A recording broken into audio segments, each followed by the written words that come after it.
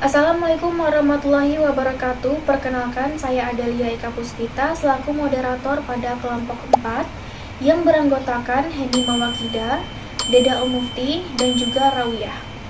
Sebelumnya saya ucapkan terima kasih kepada Ibu Rafika Permatahati selaku dosen pengampu pada mata kuliah Akuntansi Keuangan Menengah 2, dan juga ucapan terima kasih kepada seluruh anggota kelompok 4 yang sudah berkontribusi sehingga tugas ini bisa terselesaikan dengan tepat waktu. Pada video kami ini, kami akan memaparkan materi tentang analisis ekuitas kewajiban jangka panjang dalam laporan keuangan perusahaan terbuka. Baiklah, tanpa memperpanjang durasi, langsung saja kita masuk ke materi yang pertama. Yang pertama ada landasan teori. Ekuitas jangka panjang adalah bagian dari laporan keuangan yang mencerminkan hak residual pemegang saham atas aset perusahaan setelah dikurangi semua kewajiban. Dalam laporan posisi keuangan ataupun neraca, ekuitas biasanya terdiri dari modal saham, tambahan modal disetor, laba ditahan, cadangan, dan komponen ekuitas lainnya seperti akumulasi pendapatan komprehensif lain. Analisis ekuitas jangka panjang seringkali dilakukan dengan menggunakan rasio keuangan, seperti rasio ekuitas terhadap total aset, rasio pengembalian atas ekuitas, dan juga rasio utang terhadap ekuitas, di mana rasio-rasio ini bisa membantu investor memahami sejauh mana perusahaan bergantung pada ekuitas untuk mendanai operasinya. Selanjutnya ada komponen ekuitas jangka panjang. Yang pertama ada modal saham, yaitu kontribusi awal pemegang saham dalam bentuk pembelian saham perusahaan. Yang kedua ada tambahan modal disetor, yaitu selisih antara harga penerbitan saham dengan nilai nominalnya. Yang ketiga ada laba ditahan, yaitu akumulasi laba bersih perusahaan yang tidak dibagikan sebagai dividen kepada pemegang saham. Yang keempat ada cadangan. Cadangan adalah bagian dari ekuitas yang dialokasikan untuk tujuan tertentu, seperti cadangan revaluasi aset, cadangan wajib berdasarkan regulasi, dan juga cadangan untuk ekspansi. Yang kelima ada pendapatan komprehensif lain, yaitu mencakup item-item seperti keuntungan ataupun kerugian dari revaluasi aset tetap, perubahan nilai wajar instrumen keuangan, atau penyesuaian translasi mata uang asing. Berikutnya kita akan membahas materi tentang faktor-faktor yang memengaruhi ekuitas jangka panjang.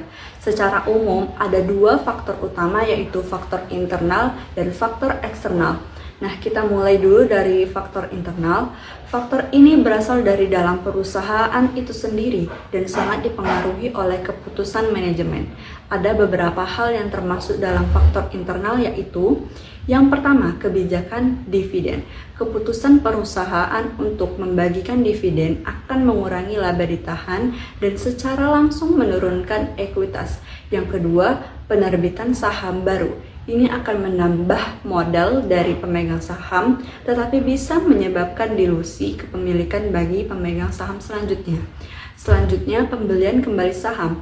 Dengan membeli kembali saham yang beredar, jumlah saham akan berkurang dan nilai per saham bisa naik. Namun, jika pembelian ini menggunakan dana cadangan, maka bisa mengurangi ekuitas. Dan yang terakhir, kinerja keuangan. Jika perusahaan mencetak laba, maka laba ditahan akan meningkatkan dan otomatis ekuitas juga naik. Sebaliknya, jika perusahaan mengalami kerugian, maka ekuitas bisa berkurang. Sekarang kita bahas faktor eksternal yang bisa memengaruhi ekuitas perusahaan.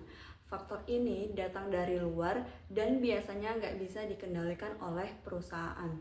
Seperti kondisi ekonomi, misalnya saat krisis, nilai aset bisa turun dan bikin ekuitas juga ikut turun. Lalu ada regulasi, kalau ada aturan akuntansi yang berubah seperti PSAK, itu bisa bikin cara mencatat ekuitas juga ikut berubah. Berikutnya pasar modal, harga saham yang naik turun memang nggak langsung kelihatan di laporan keuangan, tapi tetap berpengaruh ke keputusan perusahaan, misalnya mau terbitkan saham baru atau enggak. Dan yang terakhir, kebijakan moneter dan fiskal. Perusahaan suku bunga atau pajak bisa mengganggu keuangan perusahaan dan akhirnya berdampak ke laba dan ekuitas. Selanjutnya, studi kasus. Untuk memahami penerapan konsep ekuitas jangka panjang dalam praktik, penelitian ini mengambil studi kasus PT Bank Rakyat Indonesia, salah satu perusahaan terbuka terbesar di Indonesia yang tercatat di Bursa Efek Indonesia. BRI dipilih karena memiliki struktur ekuitas yang kuat dan laporan keuangan yang transparan, serta relevansi industri perbankan dalam perekonomian Indonesia. BRI adalah bank BUMN yang fokus pada segmen usaha mikro, kecil, dan menengah. Hingga tahun 2024, BRI memiliki total aset lebih dari 1.800 triliun dan ekuitas yang signifikan, mencerminkan kemampuan perusahaan untuk mempertahankan stabilitas keuangan di tengah tantangan ekonomi. Laporan keuangan BRI yang dipublikasikan setiap tahun memberikan data yang cukup untuk menganalisis komponen ekuitas jangka panjang. Baik, di sini saya akan menjelaskan kepada teman-teman semua apa itu liabilitas jangka panjang dan bagaimana cara BRI menyajikannya. Liabilitas jangka panjang adalah utang atau kewajiban yang harus dibayar oleh BRI lebih dari 1 tahun ke depan.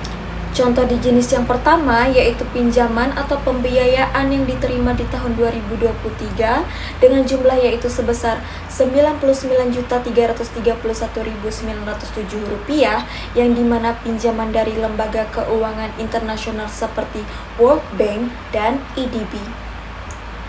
Di jenis yang kedua, yaitu surat berharga yang diterbitkan di tahun 2023 dengan jumlah yaitu sebesar Rp49.637.581 yang dimana surat utang seperti obligasi, MTN atau medium term notes atau suku. Selanjutnya, saya akan menjelaskan apa itu ekuitas dan bagaimana kondisi ekuitas di BRI. Di komponen yang pertama, yaitu modal disetor di tahun 2023 dengan jumlah yaitu sebesar Rp3.963.629 yang dimana dana dari pemegang saham setelah dikurangi saham yang belum disetor dan dibeli kembali. Di komponen yang kedua, yaitu tambahan modal disetor di tahun 2023 dengan jumlah sebesar Rp7.953.958 yang dimana tambahan modal disetor dari agio saham penerbitan saham baru. Di komponen yang ketiga yaitu laba ditahan di tahun 2023 dengan jumlah sebesar Rp210.688.737 yang dimana laba bersih yang tidak dibagikan digunakan untuk ekspansi dan cadangan. Selanjutnya di komponen yang keempat yaitu penghasilan komprehensif lain di tahun 2023 dengan jumlah sebesar Rp15.734.574 yang dimana keuntungan dan revaluasi aset, program pensiun, dan selisih kurs. Di komponen yang kelima yaitu cadangan di tahun 2023 dengan jumlah sebesar Rp3.022.685 yang dimana dana yang disisihkan sebagai cadangan umum sesuai peraturan. Di komponen yang terakhir yaitu kepentingan minoritas di tahun 2023 dengan jumlah sebesar Rp5.108.586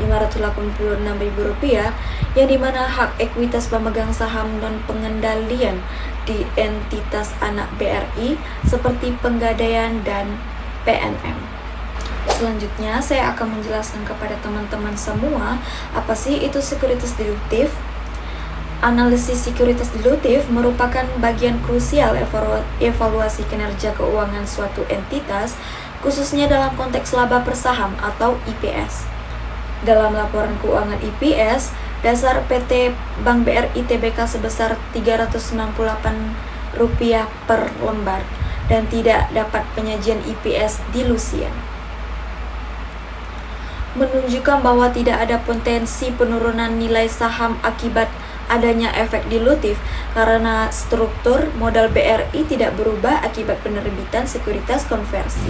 Selanjutnya itu ada E, perbandingan dengan standar akuntansi dan rekomendasi strategi. Yang kedua itu rekomendasi perbaikan dan strategi keuangan. Berikut beberapa rekomendasi perbaikan yang disarankan. Yang pertama ada penguatan modal ekuitas untuk memperkuat struktur modal agar bank lebih tahan terhadap resiko ekonomi dan mampu mendukung ekspansi bisnis. Yang kedua itu ada pengendalian, pengoptimalisasi liabilitas jangka panjang untuk menjaga agar rasio utang tetap dalam batas aman dan efisiensi digunakan.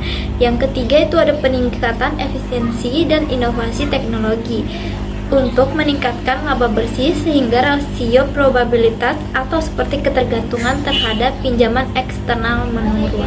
Yang perbandingan dengan standar akuntansi dan rekomendasi strategi. Yang pertama yaitu evaluasi kesesuaian dengan standar akuntansi keuangan atau PSAK. Beberapa poin kesesuaian yang dapat dicatat yaitu yang pertama liabilitas jangka panjang, yaitu BRI mengklasifikasikan liabilitas berdasarkan jangka waktu dan mencatat sewa pembiayaan secara akurat sesuai ketentuan PSAK 73. Yang kedua yaitu ekuitas. BRI melaporkan perubahan ekuitas secara transparan, termasuk laba ditahan, tambahan modal disetor, dan kontribusi dari entitas anak atau penggadaian dan PNM. Yang ketiga, sekuritis dilutif atau sekuritas yang berpotensi mengencerkan saham, yaitu BRI menyatakan secara jelas bahwa tidak memiliki efek bersifat dilutif sesuai dengan PSAK 5 tentang laba per saham. Selanjutnya yaitu kesimpulan yang dapat kita ambil dari materi ini, yaitu berdasarkan pembahasan di atas dapat disimpulkan bahwa ekuitas jangka panjang merupakan komponen penting dalam laporan keuangan perusahaan terbuka yang mencerminkan kesehatan finansial dan keberlanjutan perusahaan. Analisis ekuitas jangka panjang menggunakan rasio keuangan dan laporan perubahan ekuitas membantu pemangku kepentingan memahami struktur modal dan kinerja perusahaan. Studi kasus PT BRI menunjukkan bahwa perusahaan dengan ekuitas yang kuat dapat menghadapi tantangan ekonomi dengan lebih baik, tetapi tetap perlu mengelola resiko seperti fluktuasi nilai instrumen keuangan dan perubahan regulasi. Faktor internal seperti kebijakan, dividen, dan penerbitan saham, serta faktor eksternal seperti kondisi ekonomi dan regulasi memengaruhi dinamika ekuitas jangka panjang. Penyajian akuntansi yang sesuai dengan standar memungkinkan investor dan kreditor untuk membuat keputusan yang lebih tepat.